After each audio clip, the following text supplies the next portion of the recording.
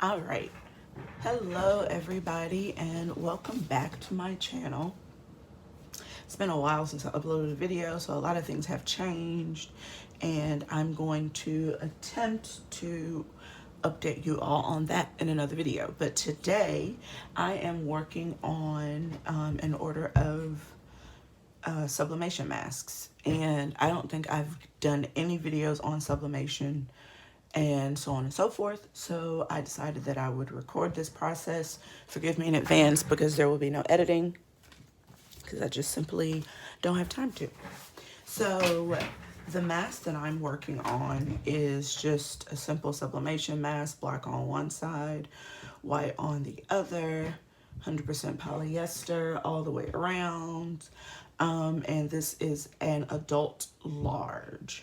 So the process that I didn't record was the actual design and printing of the design or image that's going to go on my mask.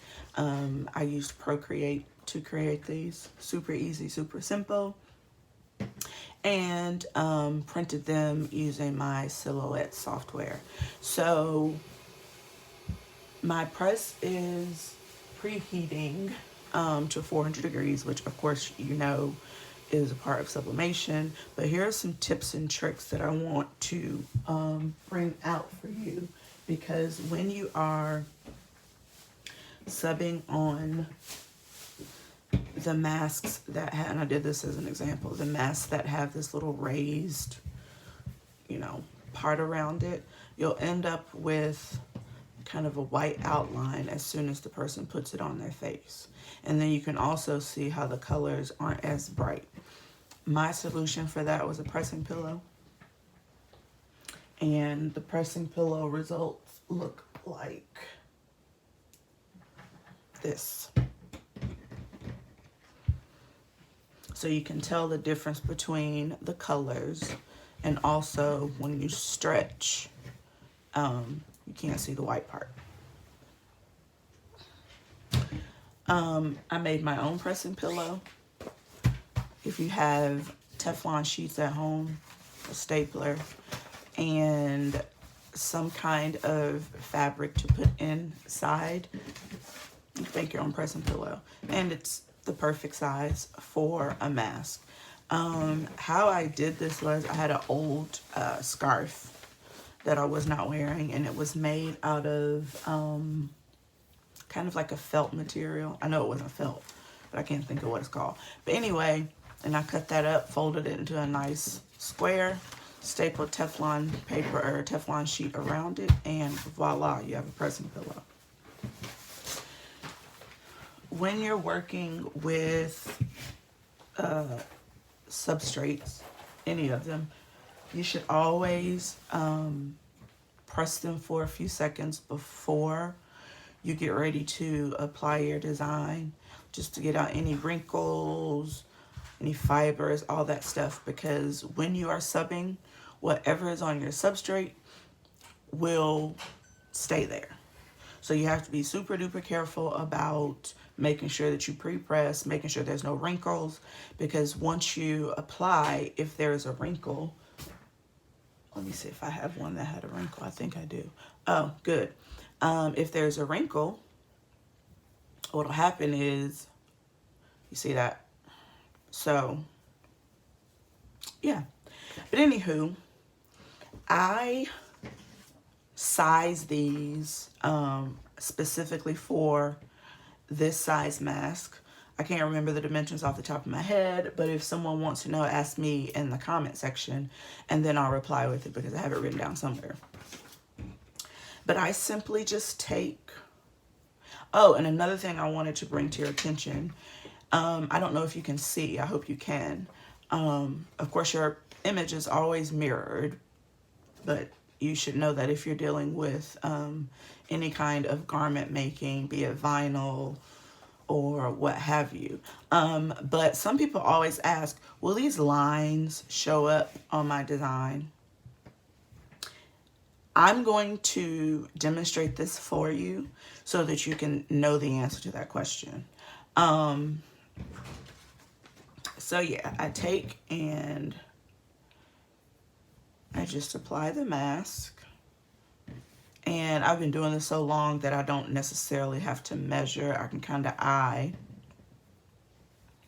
that it's pretty much even. And then I tape my mask down with the tape horizontally. And the reason I do horizontal is because once you press it, it's going to be super hot. And it's just a lot easier for me to peel off that way.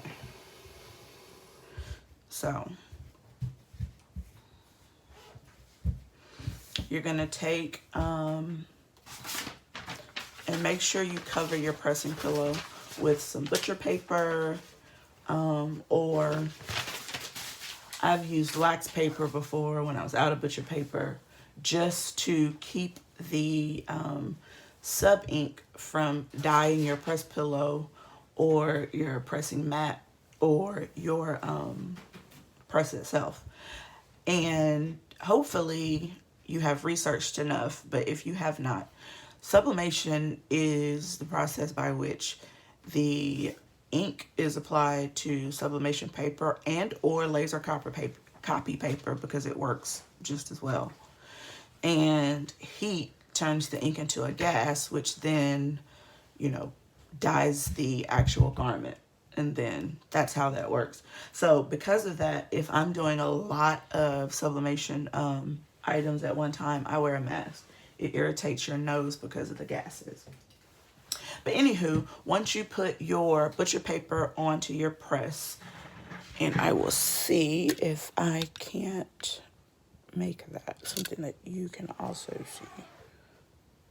All right, there we go. Well, kind of.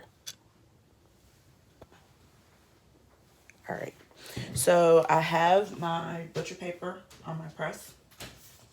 You put your garment always sub side up.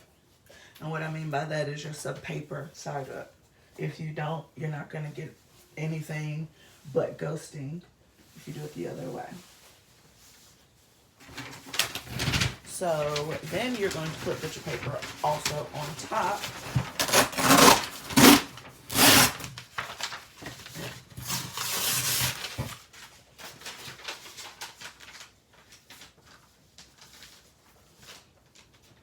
And then you're going to press for 60 seconds, 400 degrees. I have this set on medium pressure, only because I'm using a pressing pillow. And if you have a pressing pillow, firm or hard pressure won't work because your press probably won't close. In the meantime, because that has 38 seconds, another good thing to remember when you're dealing with sublimation printing is fibers on here. If it gets wet, even just a drop will transfer to whatever it is that you're subbing on. So you always have to be careful with pre-printing for your sublimation items, because you could mess up a whole entire stack of them. The reason that these are printed and already cut is because this is a big order. And now we have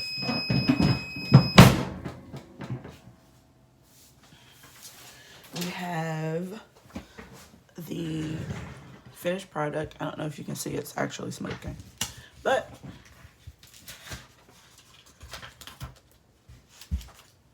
there you go. And as you can see,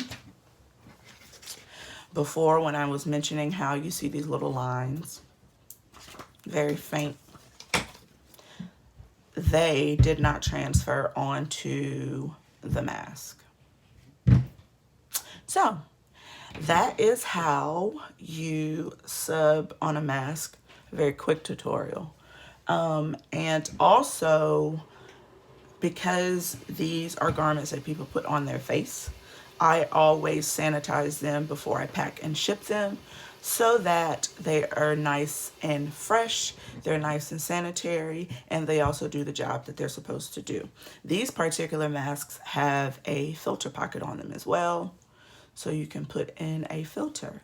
So hopefully you learned something, and if you have any questions, you can leave me a comment down below. Thanks, guys.